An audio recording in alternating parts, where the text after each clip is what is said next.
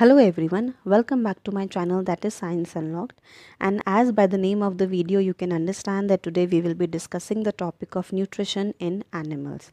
Now this is as per the NCERT science textbook for class 7th, and over here the chapter is going to have a deeper knowledge and understanding concepts related with the human body and nutrition in human, but we will have an outlook of different set of animals as well. So let's get started. Now the first thing comes is that why exactly do we need to learn about animals as a separate concept? The reason behind that is that animals are actually coming under the category of organisms which are called as heterotrophs. Now heterotrophs are actually the kind of organisms which cannot make their own food, so they are dependent on different things from outside the body. So they will be dependent on plants directly or indirectly for their food requirement. Now, when we talk about food requirement, we come to an aspect where we talk about that what exactly is acting or working as a food for different set of organisms. That means what exactly is the mode of nutrition which the different set of organisms are following. So as per that, we have a categorization of organisms into three categories. That is, first is herbivore, where the organisms which are primarily dependent on plant and plant products will be kept. On the other hand, if we talk about carnivores, these are the kind of organisms which will be primarily dependent on the flesh or carn. So these are the flesh eating animals. On the other hand, the category that is there is the omnivore, where it will going to be the condition where the organism will be dependent on both plant and plant products as well as the animal and animal product. Means they can be having the organisms dependent totally on plants, they can be depending on the organisms which will be incorporating flesh along with the plant eating material. For example, if we talk about human beings, now human beings are something which have different set of categories like vegetarian, non-vegetarian. So it is a combination of both the things, that they are dependent on plant products and plants. On the other hand, they are consuming the flesh as well.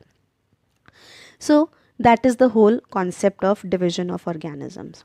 Now the next aspect is that when we talk about the concept of animal nutrition, the other thing that comes up is that there are three factors which are going to decide that how exactly the animal will going to consume the nutrition, over where there are certain things which will going to be common. That is, what exactly is the nutritional requirement of the organism.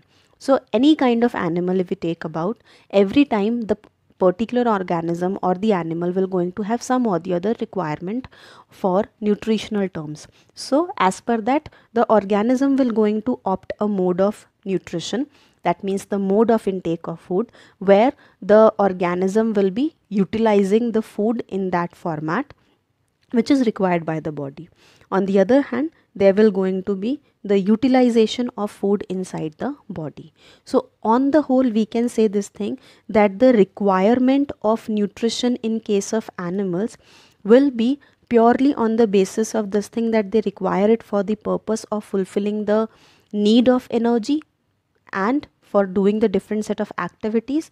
Then ultimately this thing will going to be done with the help of the process of digestion and assimilation, where in case of digestion, the complex food will be converted into simpler substances so that the body can use it.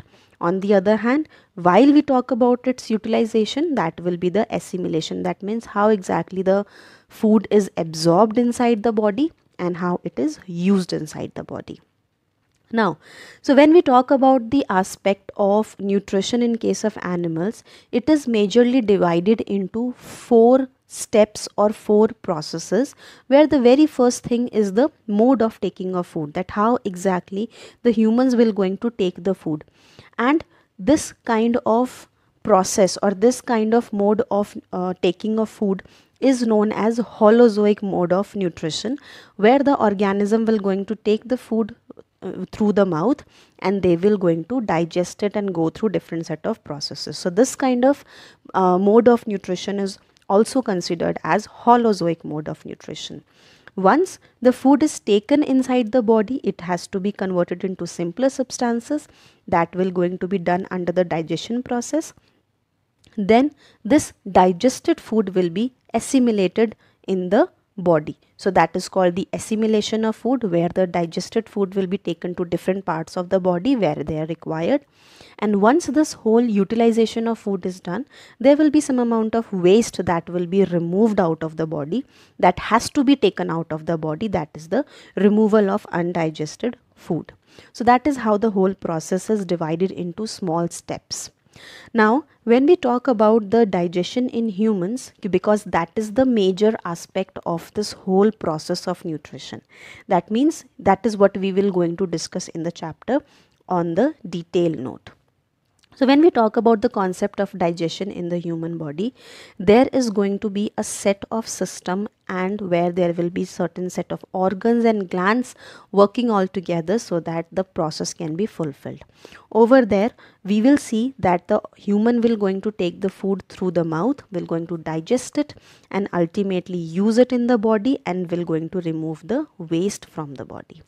On the other hand, there is a proper cavity in the body, that is the buccal cavity or the oral cavity, from where the process will start and it will going to end in the anus. Now this whole process can actually be further divided into 5 steps that are like this. Now the very first step over here is the process of ingestion, where we talk about the intake of food through the mouth. On the other hand, the next step that we have is the process of digestion, where the complex components will be converted into simpler ones. Now when we talk about this process over here, the different set of organs and glands are actually cooperated, and they will going to work in a cooperation with each other. The next step that we have is the process of absorption, where the major role comes up from the small intestine, and ultimately the small intestine will going to help in the absorption of digested food in the body fluids, that is the blood and lymph. The next step that we have is the process of assimilation, where this absorbed food will be transported to different parts of the body, because it's not only the digestive system which requires the whole nutrition, it is all the set of cells that we have in the body which require the nutrition that we are taking up from the food that we are eating. Last but not the least is the process that is with reference to the egestion process, and this process is basically the removal of undigested food from the body, over where the importance of large intestine is the most. Now when we talk about the different set of organs and glands involved in the process of digestive system, or you can say the human digestive tract, they are like this, that there will going to be some set of organs and there will going to be some set of associated gland with it, which will going to completely make the alimentary canal of the human digestive system.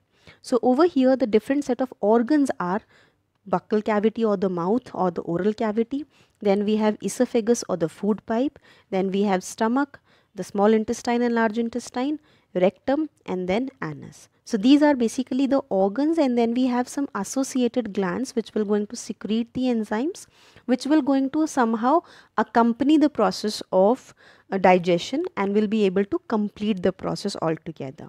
Where we have the glands, that is salivary gland which is in the mouth, then we have liver and pancreas secreting different set of enzymes along with the working of these different set of organs. Now altogether, these organs and these associated glands will going to complete the digestive system structurally, and the function of digestive system will also be performed by the set of these organs and glands altogether. Now this was the end of this session. Rest we will going to take up in the next session. So keep learning and take care.